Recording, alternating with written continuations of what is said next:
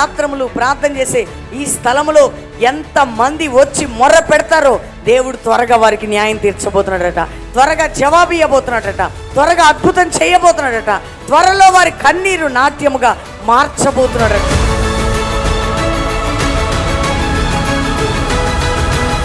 ఇక్కడ మేము 50 days fasting prayers కి వచ్చినాం. ఇక్కడ ఎంతగానో దేవుడు మమ్మల్ని బలపరుస్తున్నాడు. ఉపవాసంలో ఏ విధంగా దేవునికి అంటుగట్టబడి ఉండాలో ప్రతిదీ స్పష్టంగా దేవుడు మాట్లాడుతున్నాడు. మా కుటుంబం అంతటితో మేము కలిసి ఈ రోజు ఇక్కడికి వచ్చి ఎంతగానో మేము ఆత్మీయంగా బలపడ్డాం. మీరు కూడా ఇక్కడికి రండి, ఈ ఫాస్టింగ్ ప్రేయర్ లో మీరు కూడా పాల్గొనండి. మీ జీవితంలో కూడా అద్భుతాలు చూస్తారని నమ్ముచున్నాను. అమ్మగారు వాక్యం ద్వారా చాలా బలపరచబడ్డాను. ప్రార్థనలో ఉన్న శ్రేష్టత, ఉపవాసం ఉంటే మనం శత్రువుని ఎలా జయిస్తాం, ఇంకా చాలా అద్భుతంగా ఇక్కడికి రావడం ద్వారా మేము క్రమశిక్షణ ఏంటి, దేవుని సన్నిధిని ఎట్లా గౌరవించాలి, ఉపవాస ప్రార్థన ద్వారా ఎన్ని అద్భుతాలు జరుగుతాయి, ఉపవాసం ద్వారా దేవుని సన్నిధిని ఎట్లా మనం పొందుకోగలుగుతాం, చాలా అద్భుతాలు చూడడం జరిగింది.